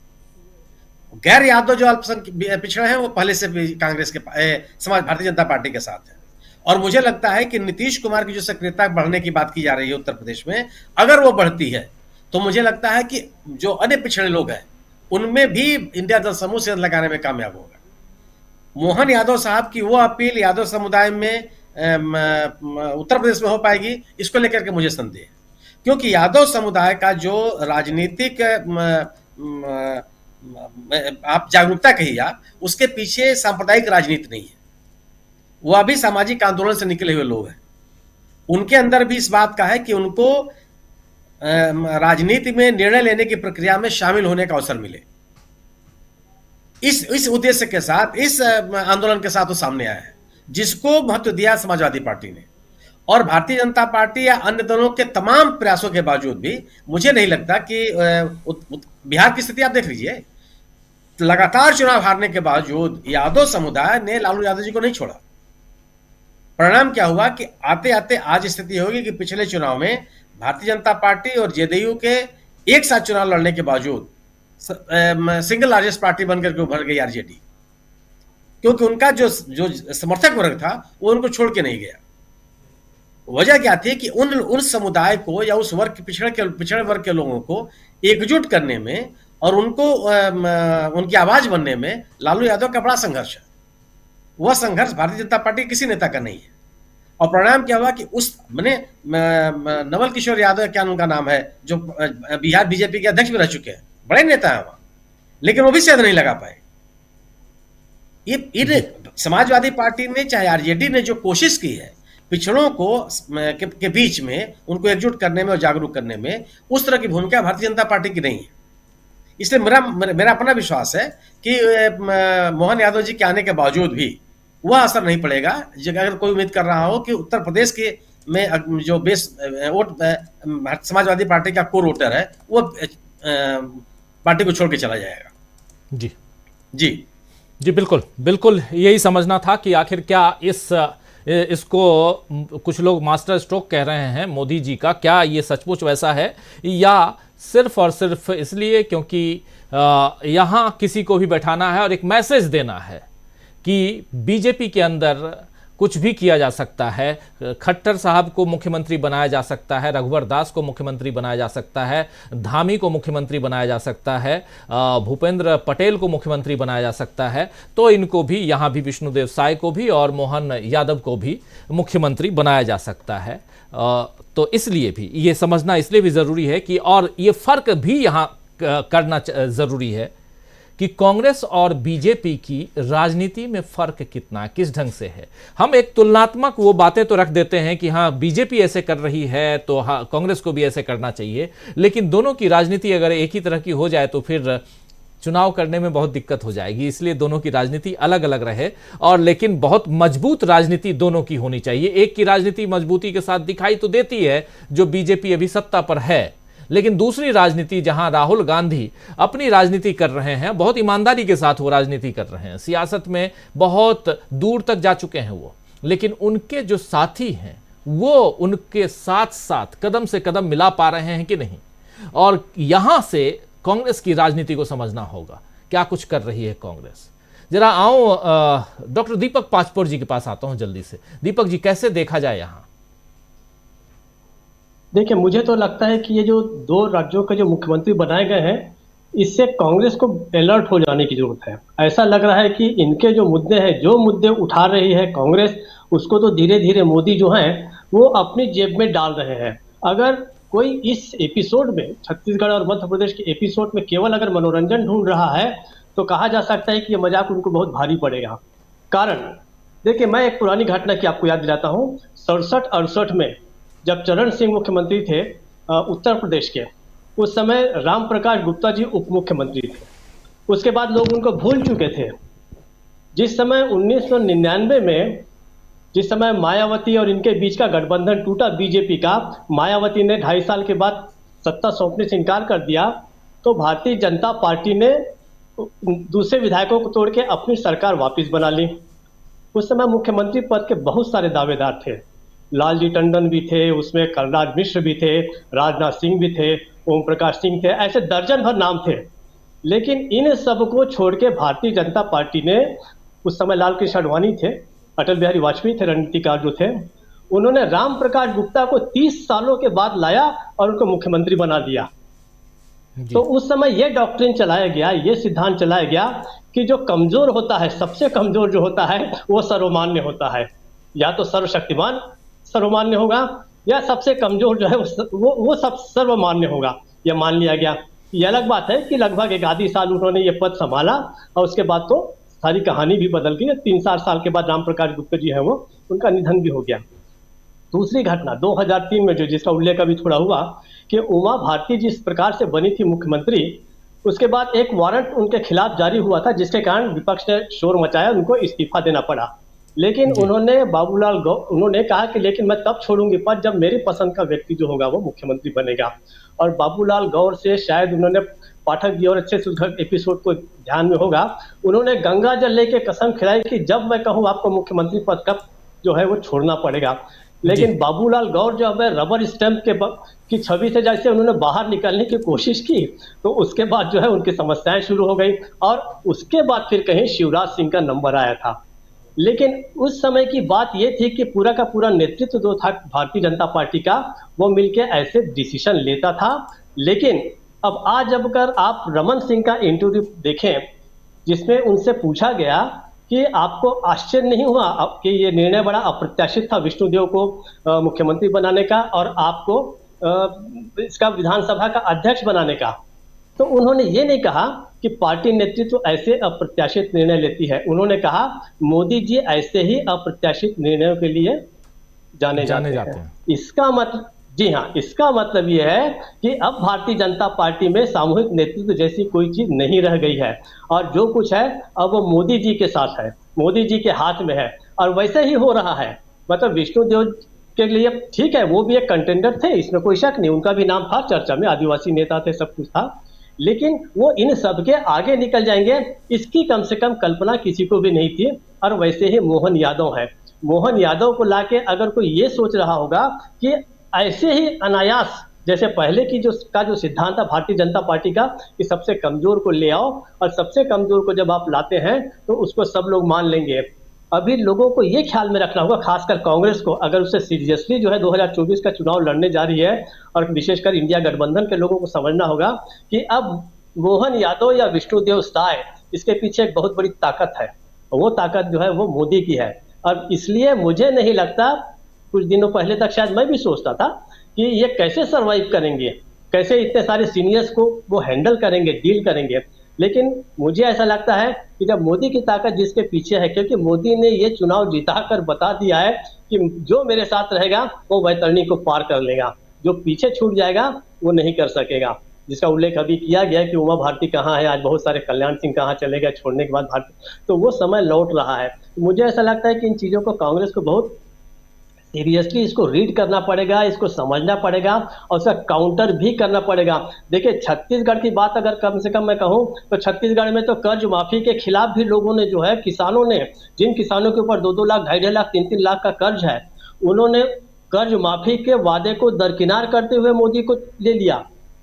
अब ओबीसी को भी आप अपने साथ ले रही है भारतीय जनता पार्टी। महिलाओं का मैं बताऊं, जिस समय वंदन महतारी योजना निकाली भारतीय जनता पार्टी ने, 4 दिनों के अंदर अंदर 53 लाख महिलाओं से फॉर्म भरवा लिया बीजेपी के लोगों ने। 53 लाख।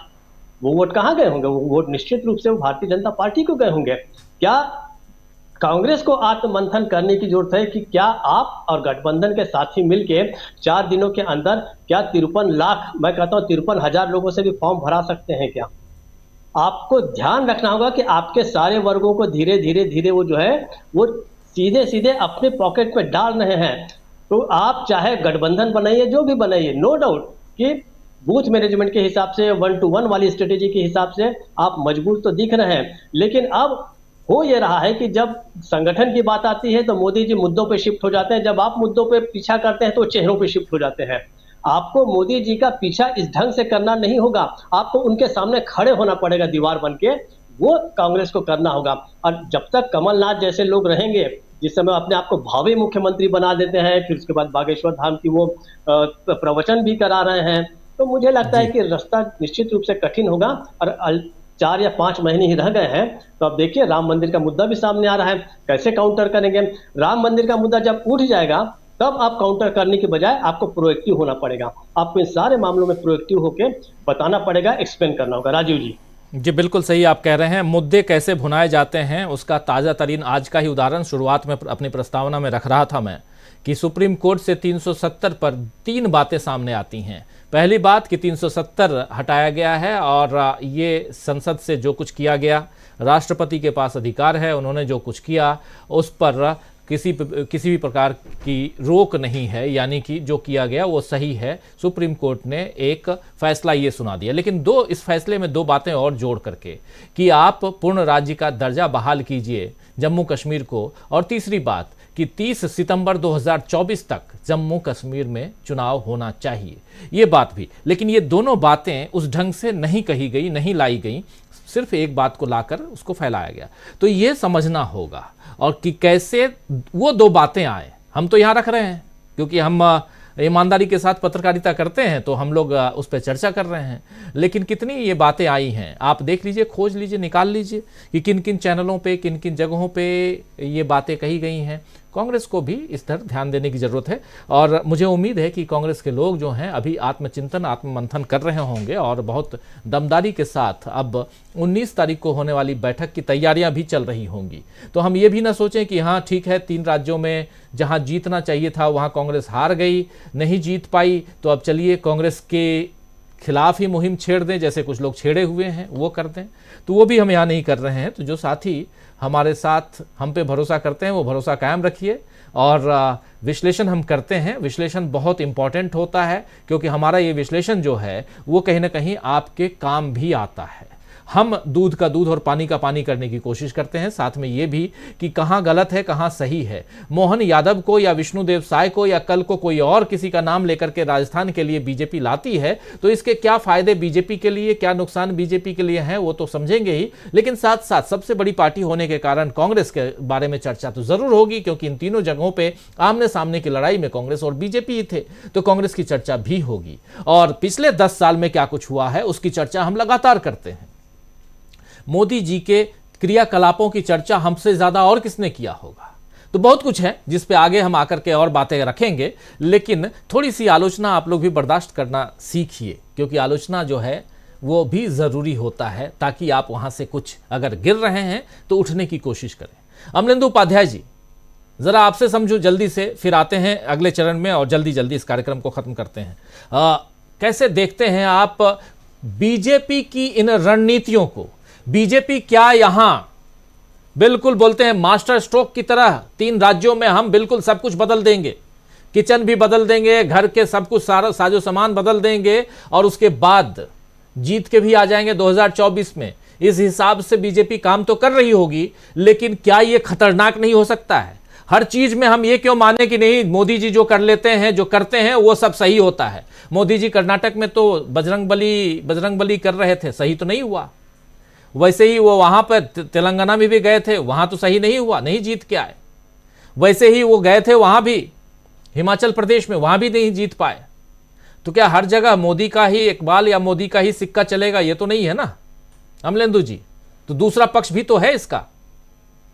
राजीव जी, मुझे लगता है कि इसका दूसरा पक्ष जो है वही ज्यादा महत्वपूर्ण है कि मोदी जी इससे बहुत घबराए हुए लग रहे हैं, और छत्तीसगढ़ और मध्य प्रदेश के दोनों के मूवमेंट जो हैं वो ये साफ जाहिर करते हैं कि इंडिया गठबंधन के मुद्दे जो हैं वो मोदी जी के ऊपर, भारतीय जनता पार्टी के ऊपर बुरी तरीके से हावी हो चुके हैं। मोदी जी कोई कार्ड जो इन मुद्दों की निकाल नहीं पा रहे हैं, तो इस टोटकों के जरिए जो है वो कार्ड निकालने की उसकी कोशिश कर रहे हैं। मुझे लगता है राजीव जी कि ये जो जिस तरीके से सब किया जा रहा है वो ठीक है, अच्छी बात है, उनकी अपनी रणनीति है कि अब वो मोहन यादव को ले आए हैं तो या मोहन यादव के जरिए जो है वो अब सब यादवों को अपने साथ कर लेंगे, ऐसा उनका सोचना है। तो फिर अमित शाह जी के उस बयान का क्या होगा जो बिहार में जाकर के अमित शाह जी दे रहे थे? दूसरा फिर भारतीय जनता पार्टी की जो ट्रोल आर्मी घूमती है सोशल मीडिया पे, अब वो कैसे बताएगी कि ये गोबर उठाने वाले यादव होते हैं? तो ये तो संकट पैदा कर दिया ना मोदी जी ने अपने लोगों के लिए। अब कल्याण अशोक यादव, अखिलेश यादव को टोटी चोर बताओ अब जी, तो लोग कहेंगे टोटी चोर ये नहीं दूसरा होगा। तो ये मुझे लगता है कि ये जो है वो ये मास्टर स्ट्रोक नहीं, ये जो उन्होंने सेल्फ गोल जो है वो किए हैं एक तरीके से। अगर आपको ओबीसी लेकर के आना था और शिवराज सिंह चौहान को हटाना ही था तो कोई दूसरा भी ओबीसी आप लेकर के आ सकते थे। जब आप यादवों के खिलाफ ही पूरा राजनीति चल रहे हैं, और खासतौर से भाई अकेले मध्य प्रदेश से तो आप जीत के आ नहीं जाएंगे 2024 में। उत्तर प्रदेश और बिहार आपको चाहिए, और उत्तर प्रदेश बिहार में जो है आप यादवों के खिलाफ लामबंदी करते हैं। तो यहां आप चाहें कि साहब आप मध्य प्रदेश में कोई मोहन यादव कोई जो है उनको आप मुख्यमंत्री बना करके आप उत्तर प्रदेश और बिहार के यादवों को अपनी झोली में कर लेंगे और उनको गालियां भी देंगे, दोनों काम एक साथ कर लेंगे, तो कैसे हो जाएगा? मुझे लगता है राजीव जी ये काफी ज्यादा संकट की स्थिति है। दूसरा जो मुझे लग रहा है राजीव जी वो ये है कि राजनीति हो या कोई संस्थान हो, हर कमजोर जो सीनियर होता है वो अपने से थोड़े से भी होशियार को जो है वो डाउन करने की कोशिश करता है। वो चाहता है कि अगर उसे किसी को आगे बढ़ाने का मौका मिले तो किसी ऐसे व्यक्ति को बढ़ाए जो हमेशा उसके ऊपर डिपेंडेंट रहे, उसके सामने कोई चुनौती ना बनने पाए। मोदी जी इस समय जो भी कुछ कर रहे हैं, मुझे लगता है कि इसमें मोदी जी का हाथ कम है, अमित शाह जी का हाथ ज्यादा है। अमित शाह जी जो गोटियां सब चल रहे हैं इस समय, वो सब ये चल रहे हैं कि किसी भी तरीके से 2024 के बाद कुछ परिस्थितियां बने तो कोई भी समझदार व्यक्ति भारतीय जनता पार्टी के अंदर जो भी थोड़ा सा राजनीतिक व्यक्ति हो, वो किसी भी तरीके से कोई चुनौती जो अमित शाह जी के लिए बनने ना पाए।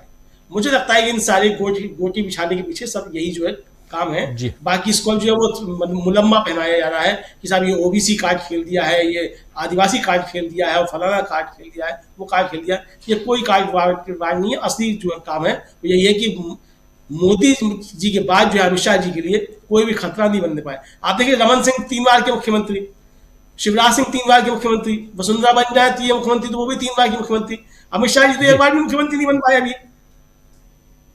तो अगर कोई लड़ाई होगी 2024 में, मोदी जी अगर जाते हैं मार्गदर्शक मंडल में स्वेच्छा से, तो अमित शाह जी फिर कुर्सी संभालेंगे। तो अमित शाह जी के लिए टक्कर कौन देगा?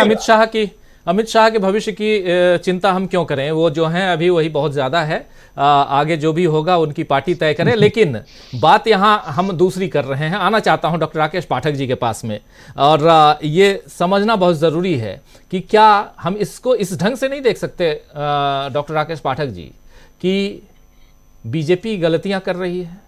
क्यों हर चीज़ को हम उसी आईने से क्यों देखें कि हाँ बीजेपी जो करती है, मोदी जी ने अगर कुछ भी कर दिया तो बिल्कुल वो एक मिसाल की तरह हम उसको पेश करने लगे हैं? हमसे मतलब सिर्फ हम इस चर्चा में बात कर रहे हैं यही नहीं, ओवरऑल की बात कर रहा हूं।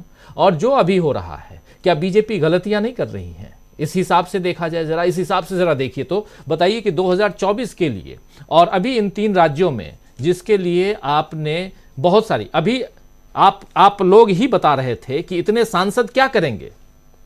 जो सांसद जीत के आए हैं क्या वो विधायक बने रहेंगे? क्या वो मोहन यादव के सामने नतमस्तक रहेंगे? या उनका दबाव मोहन यादव पे या विष्णु देव साई के ऊपर नहीं होगा, और कल को कोई तीसरा ऐसे ही राजस्थान में आ जाता है उसके ऊपर नहीं होगा जो सांसद हैं, तो आपका डिमोशन तो हो गया। तो यहां भी अंदर खाने बहुत कुछ सुनने को नहीं मिल सकता है क्या? और इसका असर 2024 पे नहीं पड़ सकता? और जब भी हम लोकसभा चुनाव की बात करते हैं तो कई बार डिस्क्लेमर ये हम जरूर लगाते हैं कि 2019 के चुनाव को आप 2024 के चुनाव का बेस लाइन मत मानिए, वो बेस लाइन नहीं है। 2019 का चुनाव बिल्कुल अलग था, उस आधार पे समझना चाहता हूं। देखिए राजीव जी, अगर खेल की भाषा में कहा जाए तो जब क्रिकेट के मैदान पर पिच पर कोई बल्लेबाज जम जाता है तो वो कितनी भी खतरनाक बॉल हो, कई बार रिवर्स स्वीप भी बैट्समैन मारता है और वो छक्के की तरफ चली जाती है, बाउंड्री वॉल के बाहर। हमने कई ऐसे बैट्समैन देखे हैं जो इस शोर से इस तरफ खेल रहे थे, राइट हैंडर है, लेफ्ट हैंड में जाके रिवर्स स्वीप मार दिए। नरेंद्र मोदी जी आजकल उसी तरह से पिच पर, क्रीज पर जमे हुए बल्लेबाज हैं, ऐसा उन्हें लगता है। लगातार सफलताएं सत्ता में बने रहने के बाद एक अभिमान भी आ जाता है। कोई भी व्यक्ति हो, चाहे इंदिरा गांधी रही हो या कोई और। बालकांड में कहा गोस्वामी जी ने, बड़ अधिकार दक्ष जब पावा, अति अभिमान हृदय तब आवा, नहीं को अस जन्मा जग माही, प्रभुता पाए जाहि मद नाही। तो इस समय प्रभुता जो है नरेंद्र मोदी जी की, वो चरम पर है, शिखर पर है। लगातार सफलताओं के कारण वे ऐसे निर्णय ले रहे हैं जो प्रथम दृष्टया आपको लग सकते हैं कि वे चौंकाने वाले हैं, सर्जिकल स्ट्राइक है, बहुत कोई बड़ा मास्टर स्ट्रोक है। लेकिन अगर आज के इस निर्णय की, मध्य प्रदेश की अगर वानगी देखें तो मेरे पास जो शुरुआती प्रतिक्रियाएं आई लोगों की, आम इष्ट मित्रों की, बीजेपी के राजनीतिक कार्यकर्ताओं की भी, पहली प्रतिक्रिया यह थी कि बीजेपी ने गलती कर दी है, ये कोई नो बॉल डाल दी है, खेल की भाषा में कहा जाए। इसको हम थोड़ा फैलाकर देखते हैं। अगर उन्होंने ये सोचकर मोहन यादव को मुख्यमंत्री बनाया है कि वे सीमावर्ती मध्य प्रदेश या थोड़ा दूर बिहार के यादवों की गोलबंदी कर लेंगे, तो पहली बात तो यह है कि डॉक्टर मोहन यादव यादवों के नेता तो मध्य प्रदेश में भी नहीं है। वे तो मालवा में भी यादवों के नेता के रूप में पहचाने और जाने नहीं जाते। तो ये उम्मीद करना कि सिर्फ उनका सरनेम यादव है इसलिए उत्तर प्रदेश के यादव लोकसभा चुनाव में बीजेपी के पीछे खड़े हो जाएंगे और अखिलेश यादव या समाजवादी पार्टी पूरी जमीन वे नाप लेंगे, इसकी संभावना मुझे कम दिखाई देती है। एक हस्तक्षेप जरूर मैं करना चाहता हूं जो मुझे पहले कहना था लेकिन अब कहता हूं। भारतीय जनता पार्टी आंतरिक लोकतंत्र का बहुत राग अलापती है। कांग्रेस में 10 जनपद से मुख्यमंत्री बनते हैं, ऊपर से थोपे जाते हैं, इत्यादि इत्यादि।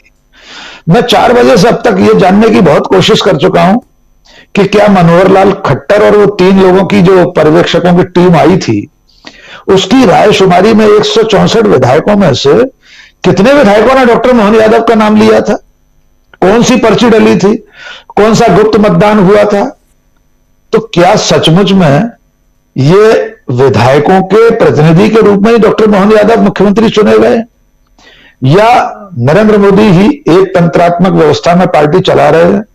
उन्होंने जो निर्णय ले लिया वो लागू हो गया। गुजरात में, उत्तराखंड में, हरियाणा में, झारखंड में, उसी रूप में मध्य प्रदेश में आज मुख्यमंत्री चुन लिया गया है।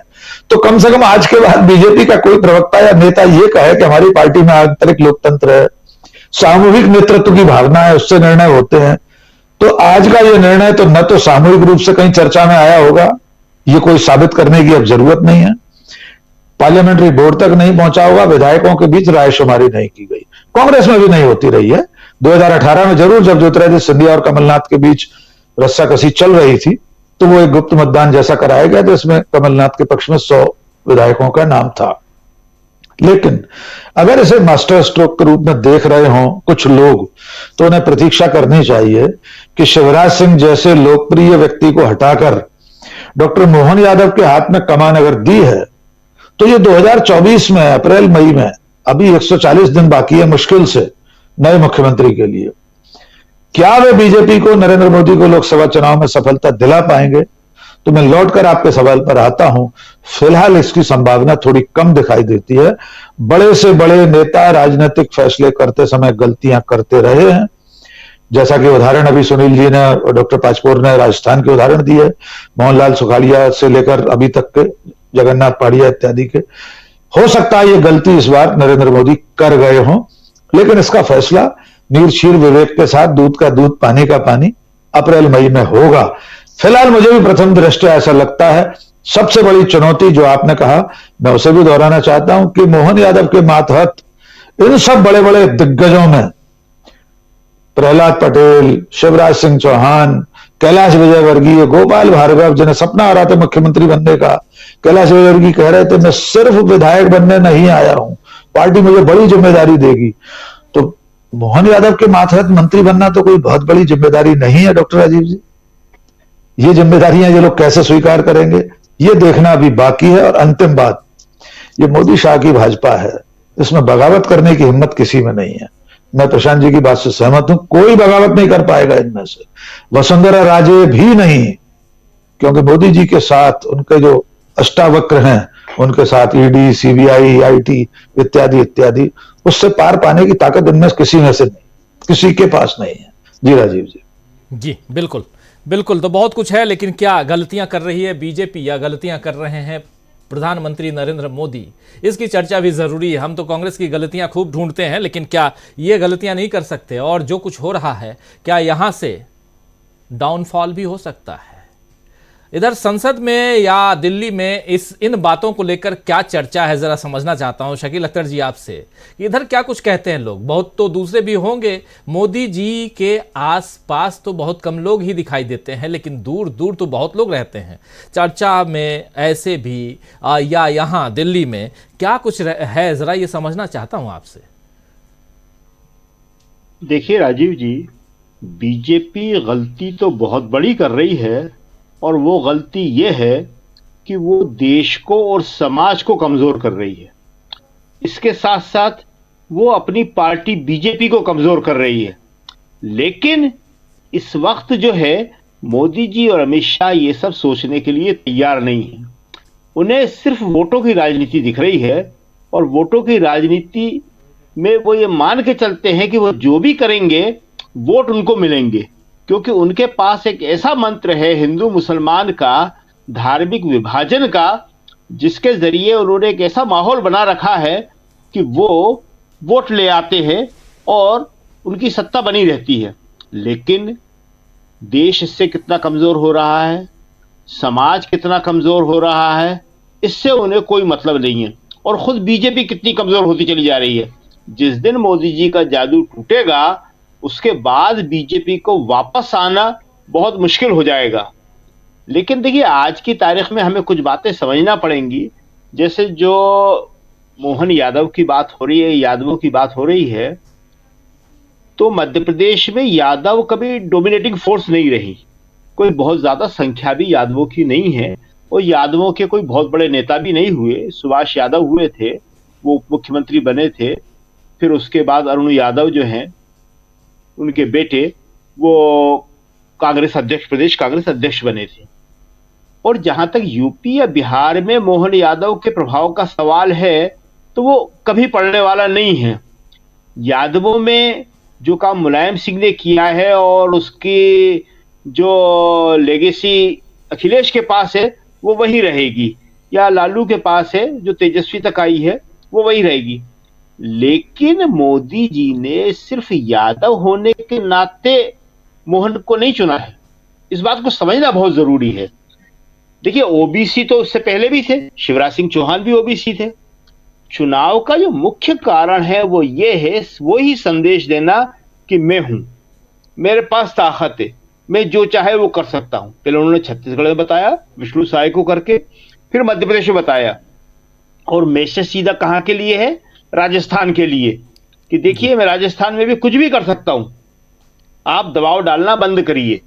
इस बात में कोई संदेह नहीं है कि वसुंधरा राजे दबाव डाल रही हैं, विधायकों को बुला रही हैं, विधायकों से बात कर रही हैं, कांग्रेस के पास फिलर पहुंचा रही हैं। लेकिन वो सिर्फ दबाव डालने तक ही है, उससे आगे वो क्या कर पाएंगी कहना बहुत मुश्किल है।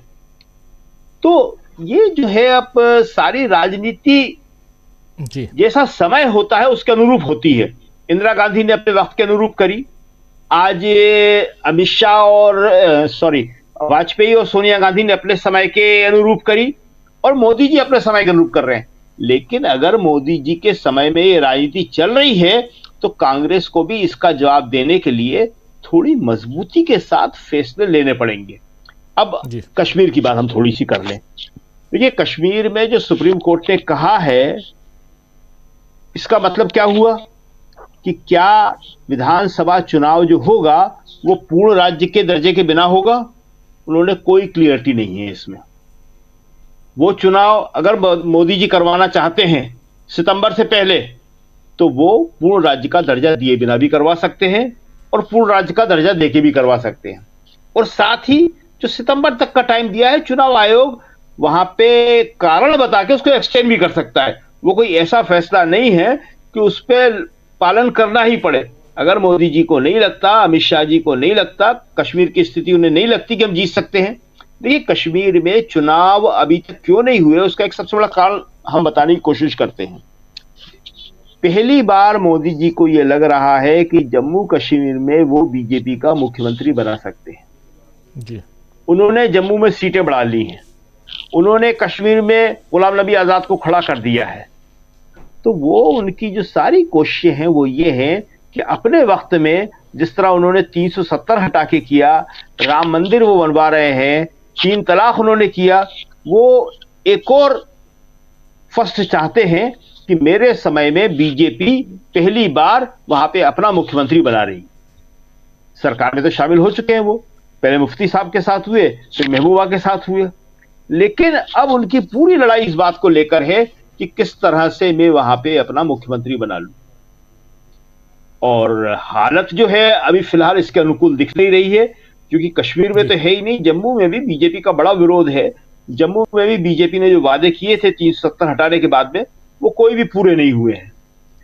लेकिन अगर उन्हें लगता है कि स्थिति मेरे अनुकूल है, क्योंकि वहां के चुनाव में देखिए रिगिंग भी बहुत होती है, वहां के चुनाव में सिक्योरिटी फोर्सेस का भी बहुत बड़ा हाथ होता है, वो सारी बहुत बड़ी बड़ी सच्चाइयां हैं वहां पे।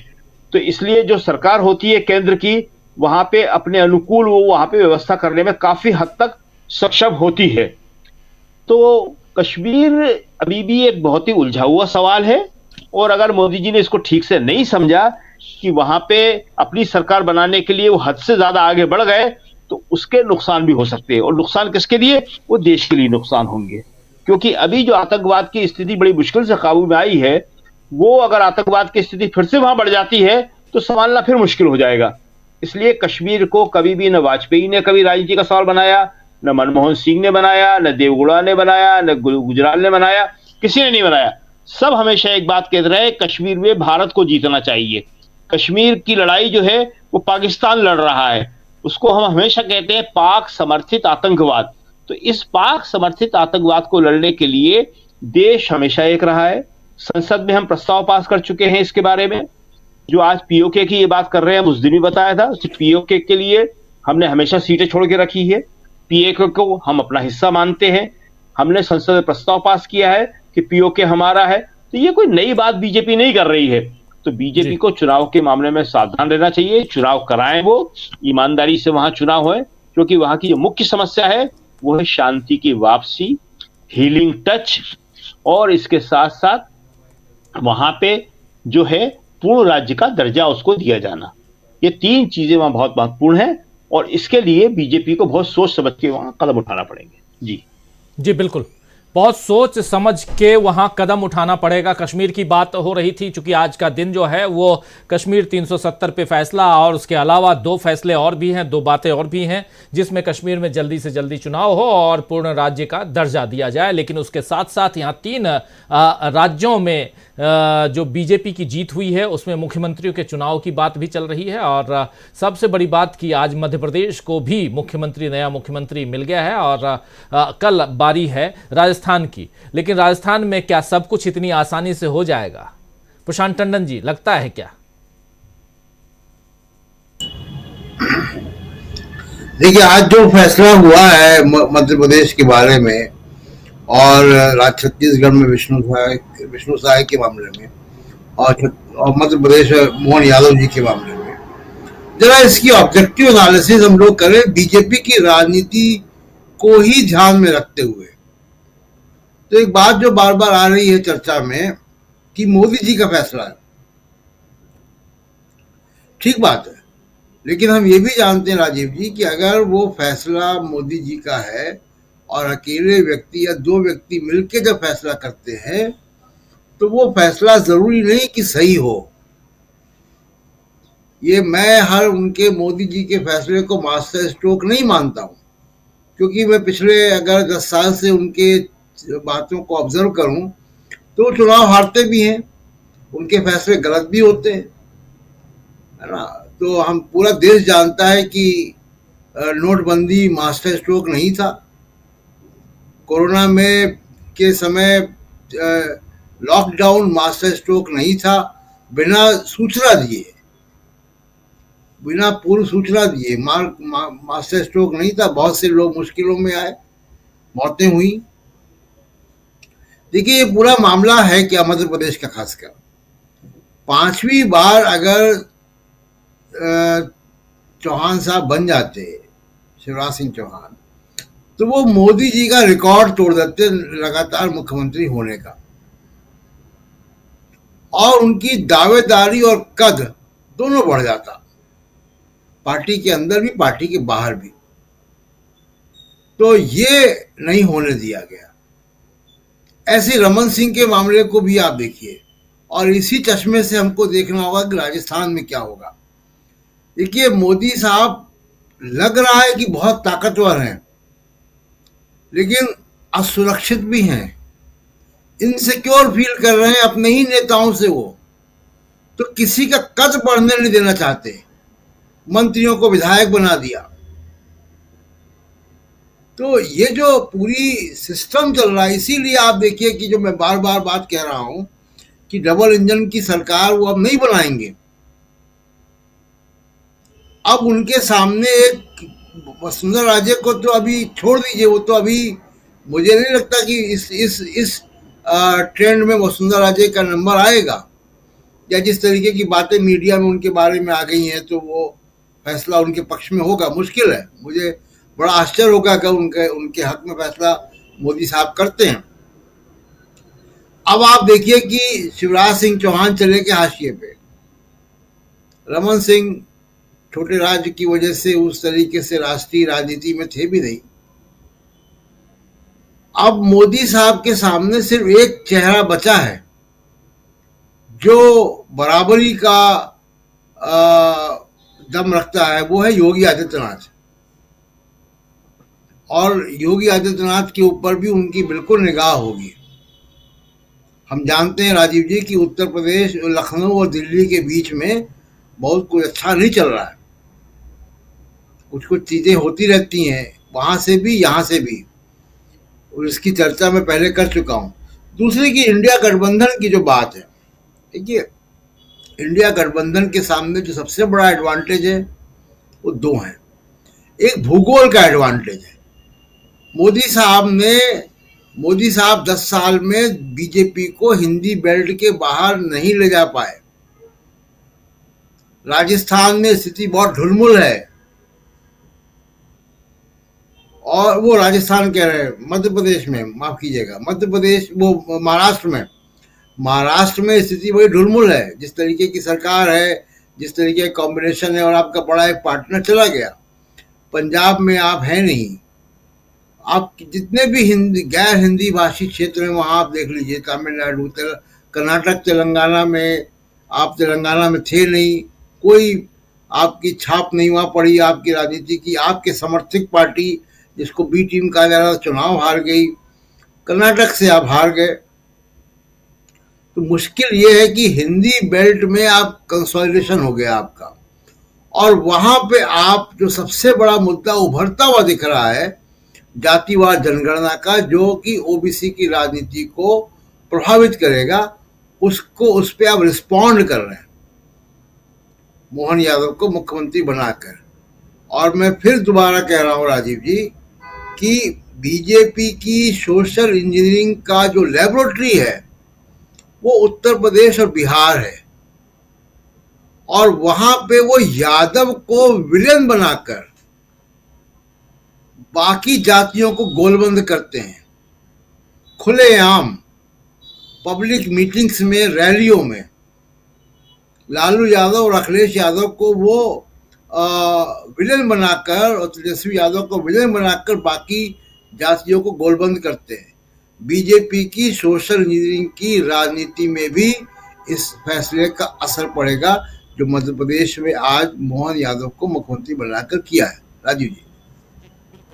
बिल्कुल आना चाहता हूं, बहुत सही आप कह रहे हैं। और ये जो जाति आधारित जनगणना का मामला भी यहाँ कहीं ना कहीं सामने जो है वो एक चुनौती पेश करता हुआ दिखाई दे रहा है। जरा क्लोजिंग कमेंट के लिए आना चाहता हूं सुनील शुक्ला जी आपके पास। सुनील जी, कैसे देखा जाए? गलतियों की हम बात कर रहे हैं, अच्छाइयों की बात तो बहुत होती रही है, लेकिन गलतियां और उससे कांग्रेस को सीखने की बात, या कांग्रेस को यहीं जहां आप जो दूसरा पक्ष है वो गलती करे वहीं आप प्रेशर बनाइए, दबाव डालिए और इस रणनीति को जरा सामने लेकर आइए कि मोदी जी जो कर रहे हैं वही सब कुछ है या बहुत कुछ अभी बाकी भी है?